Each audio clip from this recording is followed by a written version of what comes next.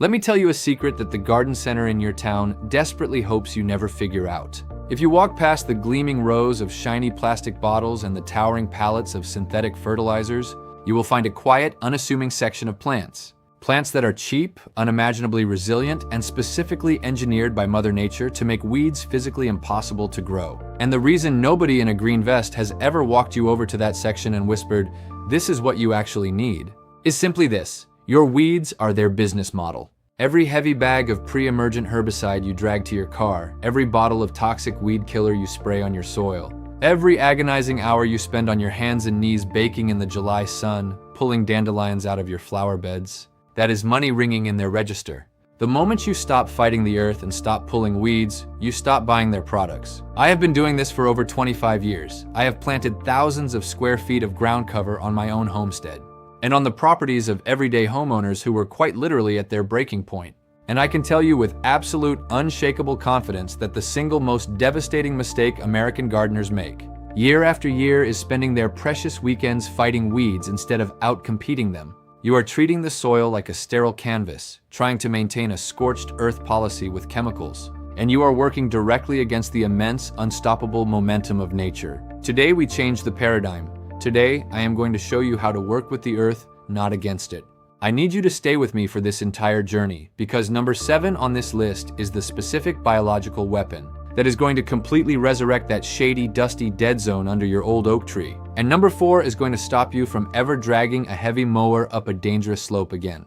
But before we dig into the soil, drop your US state or your USDA hardiness zone right now in the comments below. I want to know exactly where you are gardening, because that data genuinely helps me tailor this content to your specific ecosystem. Let us get into it. Number 1, Creeping Thyme, Thymus serpillum. I want to start our journey right here, because creeping thyme is the exact plant I wish a seasoned gardener had handed me a brochure about when I was 22 years old and just starting to understand the dirt under my fingernails. If there is one ground cover on this entire list that does the most heavy lifting for the least amount of money and the absolute least effort, this is the one. And the reason it works so miraculously is not merely mechanical. It is chemical warfare on a microscopic scale. Let me explain the invisible world beneath your feet. Most ground covers suppress weeds simply by blocking the sun. They grow a dense canopy, and the weed seeds sleeping in the soil below never receive the solar radiation they need to wake up and germinate. That is highly effective, and we will talk about plants that do exactly that. But creeping thyme is far more sophisticated. The roots and the tiny leaves of this plant release natural, volatile, aromatic compounds into the surrounding soil. A study published by the Cornell Cooperative Extension discovered that this specific process, known as allelopathy, essentially acts as a botanical broadcast system. The thyme sends out biochemical signals that actively and aggressively inhibit the germination and early root development of competing weed seeds. It is not just casting a shadow over the weeds, it is chemically reprogramming the soil to reject them. Think about the profound implications of that. You are not buying a plastic jug of synthetic pre-emergent that costs $20, that you have to religiously reapply every 6 weeks, that inevitably washes into our groundwater when it rains, and that you are quietly terrified to let your grandchildren crawl around on. You are planting a living organism one single time, and it performs that weed-suppressing job for you automatically every single season, while actually purifying the air around it. Creeping thyme is a mat-forming perennial that barely reaches 3 inches in height. It spreads tenaciously to fill in the gaps, and it handles light foot traffic with incredible grace. This makes it an absolute masterpiece when planted between stepping stones, cascading over retaining walls, or framing the harsh edges of your garden beds. In the heat of summer, it erupts into a sea of tiny pink to purple flowers that native bees absolutely go crazy for. You get a thriving pollinator ecosystem, and you did not even pay extra for it. Hardy from USDA zones 4 through 9, this resilient survivor covers the vast majority of the continental United States. The secret to its success is neglect. Plant it in full sun in the leanest, poorest soil you have. Do not amend it with rich compost. Do not baby it with fertilizer. Poor, dry soil is this plant's ancestral home. Give it the harsh conditions it craves, and it will knit together into an impenetrable emerald carpet faster than it ever would in heavily pampered garden beds. Number 2, Bugleweed, Ajuga reptans. Now, we are shifting the ecosystem entirely, because everything I just praised about creeping thyme applies to the baking sun. But if you have shade, and almost every American property has those dark, frustrating, sun-starved corners. You need a different biological strategy. Bugleweed is, hands down, one of the most chronically underrated plants in the horticultural world for shaded environments. Here is the brilliant architecture of bugleweed that most landscape crews completely misunderstand. It spreads via horizontal runners, which are aggressive above-ground stems that creep outward like a net, rooting themselves firmly into the earth wherever they touch down. Once those runners anchor, they push up new, beautiful rosettes of foliage, which immediately send out more runners. It is an exponential growth loop. This creates a uniform, interlocking tapestry of leaves that is physically impenetrable. Weed seeds blow in on the summer breeze. They land on top of this dense foliage, and they simply desiccate and die because they cannot reach the mineral soil. Bugleweed thrives in partial to full shade. It is the perfect colonizer for the damp earth directly alongside your north-facing foundation, or that perpetually muddy strip along the fence line where turf grass refuses to grow and bare dirt becomes a playground for invasive weeds. The foliage itself is a work of art. The cultivar Black Scallop delivers deep, nearly chocolate-purple leaves that look incredibly dramatic. Burgundy Glow offers an artistic tricolor splash of green, white, and pink. And Chocolate Chip stays miniature and tightly woven, perfect for small, intricate spaces. Hardy down to Zone 3, meaning it will laugh at a brutal Minnesota or Wisconsin winter. It simply asks to be watered during its first season and then left entirely alone. The only critical management step you must take, and it takes 30 seconds of planning, is to ensure you do not plant it where it has unrestricted access to your prized lawn, because it will relentlessly creep into the turf. Confine it within defined borders, and let it do what it does best: conquer and smother. Number 3. Japanese Spurge, Pachysandra terminalis. I want to have a very honest conversation about the desolate wasteland beneath your mature canopy trees, that dry, dusty ring where the grass surrendered a decade ago. The spot where you dutifully haul bags of dyed mulch every spring, only to watch opportunistic weeds conquer it by July. If you are exhausted by that cycle, Japanese Spurge is the permanent ecological fix. Pachysandra terminalis is a rugged, evergreen perennial that builds its empire underground. It spreads through aggressive subterranean rhizomes, thick root structures that travel beneath the surface, pushing up fresh green shoots as they march forward. Over time, this creates a seamless, undulating sea of glossy, dark green foliage that leaves zero gaps. Once established, it looks as though a high-end landscape architectural firm installed it. But its true power lies in its dual-action weed suppression. First, the incredibly dense canopy of broad leaves creates a total blackout condition at the soil level. Annual weed seeds require a flash of sunlight to trigger germination. Take the light away, and you have neutralized the threat. But on a deeper level, Pachysandra actively conditions the soil. It releases specific phenolic compounds from its root network into the surrounding earth. Data from the Rodale Institute proves that when we utilize deeply rooted, canopy-forming ground covers, we not only prevent soil erosion, but we actively alter the soil's microbiology to favor perennial stability over rapid, weedy annual growth. Pachysandra embodies this perfectly. It is hardy in zones 4 through 8, it thrives in deep shade, and it survives the intense root competition of towering oaks and maples. Plant it, be incredibly patient through its slow first year of root establishment, and let it reward you for the next 30 years. If you are still with me, absorbing this shift in how we manage the earth, and you have not subscribed to this channel yet, I want you to pause and reflect. How much hard-earned money have you handed over to the garden center in the last 3 years for chemical sprays and temporary mulch? The subscribe button is free. The knowledge here is free. Every single week, I deliver content designed to break you out of the synthetic treadmill and bring your yard back to life. Hit that button right now because the most powerful plants on this list are still to come. Number 4. Creeping Phlox, Phlox subulata. Let us talk about gravity. If you have a steep slope on your property, you already know the nightmare. You are risking your ankles trying to mow it. Mulch washes away in the first heavy thunderstorm. And bare, disturbed soil on an incline is arguably the most hospitable environment on the planet for pioneer weeds.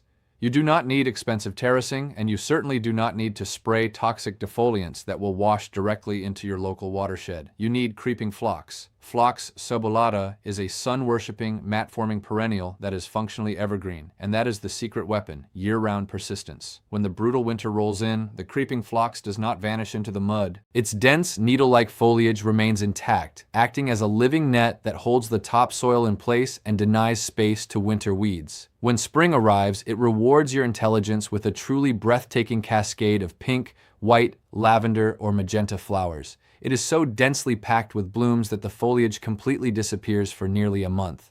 Hardy in zones 3 through 9, creeping phlox actually prefers terrible, rocky, dry soil. Let me put the economics into perspective. Hiring a landscape crew to dangerously string trim a 30-foot weedy slope might cost you $400 a season. For a fraction of that cost, you can buy a few flats of emerald blue or scarlet flame creeping phlox, plant them once, and permanently delete that maintenance bill from your life, while simultaneously turning an eyesore into a neighborhood masterpiece. Number 5. Sweet woodruff, Galium odoratum. This is a quiet, elegant plant that most people walk right past without understanding its immense biochemical power. Sweet woodruff is a shade-loving, incredibly fragrant perennial that thrives in the moist, loamy soils of woodland gardens. When it fills in, it creates a pristine, low-level carpet of bright green, star-shaped leaves that smell faintly of freshly cut hay and vanilla. But beneath that delicate appearance is a biological powerhouse. Sweet woodruff naturally produces coumarin and compounds analogous to juglone. Juglone is the famous biochemical weapon used by black walnut trees to poison competing plants beneath their canopy. Sweet woodruff utilizes a milder, localized version of this exact chemical strategy in its root zone, effectively paralyzing the germination of weed seeds in its territory. You combine that chemical barrier with its dense shade-casting foliage, and you have an autonomous, self-sustaining weed eradication system. It gives you charming white springtime flowers and absolute peace of mind in zones 4 through 8, provided you give it the consistent moisture and dappled shade it requires. Number 6. Sedum, specifically the low-growing stone crop varieties. I want you to walk out to the absolute harshest, most unforgiving microclimate on your property. That blazing, hot, rocky strip between the asphalt driveway and the street. The place where the soil is dead, the heat radiates like an oven, and even the toughest weeds look miserable. Stop trying to amend it. Stop watering it. Plant sedum. These succulent perennials are evolutionary marvels designed to hoard water in their fleshy leaves and dominate in landscapes devoid of nutrients. Sedum does not politely coexist, it monopolizes. As recommended by the UC Agriculture and Natural Resources programs regarding drought-tolerant landscaping, utilizing fiercely adapted succulents like sedum naturally outcompetes weeds by thriving in moisture deficits that typical weed seeds cannot endure. The sedum roots into every tiny crevice, forming a dense, fleshy mat that simply suffocates any competition. Varieties like Dragon's Blood, with its deep red-bronze foliage, or the brilliant golden yellow of sedum acre, bring spectacular texture and color to zones 3 through 9. Your only job is to plant them in full sun, water them for a week, and then mercilessly neglect them. Number 7. Dead nettle, Lamium maculatum. I promised you a cure for the dry, impossible shade beneath mature trees, and this is it. Growing anything under an established tree means battling a triple threat: deep shade, severe drought, and aggressive root competition from the tree itself. Dead nettle is one of the rare ornamental ground covers that thrives in this hostile triad. With its striking silver and green variegated foliage, it acts like a reflector, literally brightening up the darkest corners of your yard. It spreads rapidly via above-ground runners, establishing a thick, weed-smothering mat.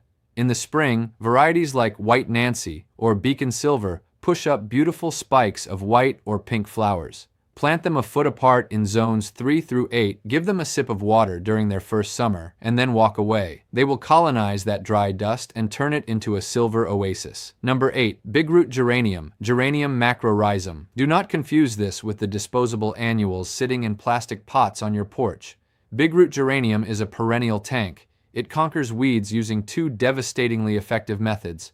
Physically, it deploys a thick, aggressive network of shallow rhizomes that violently displace and crowd out weed roots. It claims the subterranean real estate completely. Chemically, its roots and semi-evergreen foliage exude powerful, aromatic, volatile oils. These oils repel foraging deer and inhibit weed seed germination simultaneously. You are getting robust pink flowers in spring, a beautiful autumnal color shift, and a weed-free zone in zones 5 through 8, all from a plant that will happily grow in dry shade or dappled sun. Number 9. Lily turf, Liriope spicata, and Liriope muscari. If your property is a chaotic mix of deep shade, blazing sun, dry patches, and damp hollows, and you want a single, unifying architectural plant to tie it all together, lily turf is the answer. It forms thick, grass-like mounds of dark, evergreen foliage that weave together so densely that weeds are physically locked out of the soil. Liriope spicata runs aggressively underground, perfect for stabilizing large, messy banks. Liriope muscari forms tidy, polite clumps, perfect for defining the edges of your walkways. Both push up gorgeous purple flower spikes in late summer, are ignored by deer, and tolerate practically any abuse you throw at them in zones 5 through 10. Number 10. Creeping Mazus, Mazus reptans. We end with a hidden gem. If you have a partly shaded flagstone pathway or a moist depression in your yard and you need a plant that stays strictly under 2 inches tall but can handle being stepped on, Mazus is your savior. It creeps along the soil, rooting as it goes, forming a vivid green carpet so tight that weed seeds can never touch the dirt. It covers itself in miniature, intricate purple flowers in the spring. It is the perfect low-maintenance living grout for your hardscaping in zones 5 through 8. Now, we must address the critical knowledge that will save you a year of heartbreak. The single most catastrophic mistake gardeners make is planting these beautiful ground covers directly into an established weed bed, expecting the new plant to win a war against deeply entrenched perennial weeds like bindweed or creeping Charlie. It will not happen. You must reset the ecological stage first. According to USDA conservation guidelines, minimizing soil disturbance is key to maintaining a healthy soil microbiome. Therefore, do not aggressively till the earth. Tilling simply chops up weed roots and multiplies them while destroying the intricate fungal superhighways beneath the surface. Instead, use solarization, using clear plastic in the heat of summer to naturally pasteurize the top layer of soil. Or even better, utilize sheet mulching. Lay down thick, overlapping brown cardboard directly over the weeds, wet it thoroughly, and cover it with 4 inches of wood chips. This blocks all sunlight, smothering the weeds, while the cardboard slowly breaks down, feeding the earthworms and building rich, fertile soil. You simply cut a small hole through the decomposing cardboard and plant your ground cover directly into it. This gives your new plants a massive head start, completely insulated from weed competition. I want to be intensely clear about why I am sitting here talking to you today. There is no chemical company sponsoring this message. There are no hidden affiliate links pushing marked up plastic bottles of synthetic poison. This channel exists because you, the American gardener, deserve the unfiltered truth. You deserve to know how to heal your piece of the earth using the profound, intelligent systems that Mother Nature perfected millions of years before we invented the plastic weed whacker. If you are tired of fighting the soil, if your knees are aching from pulling the same weeds year after year, it is time to lay down your weapons and let the roots do the work. I need to hear from you. Drop your state or hardiness zone in the comments, and tell me exactly which one of these 10 plants you are going to trust with your soil this season. Your real-world experience in your specific climate is the most valuable thing you can share with this community. And as always, if you have sat with me through this entire ecological journey and you haven't hit that subscribe button yet, I truly want to know why. This is a movement back to the earth. It happens every single week, and it is entirely free. Hit subscribe, trust in the soil, and I will see you in the next one.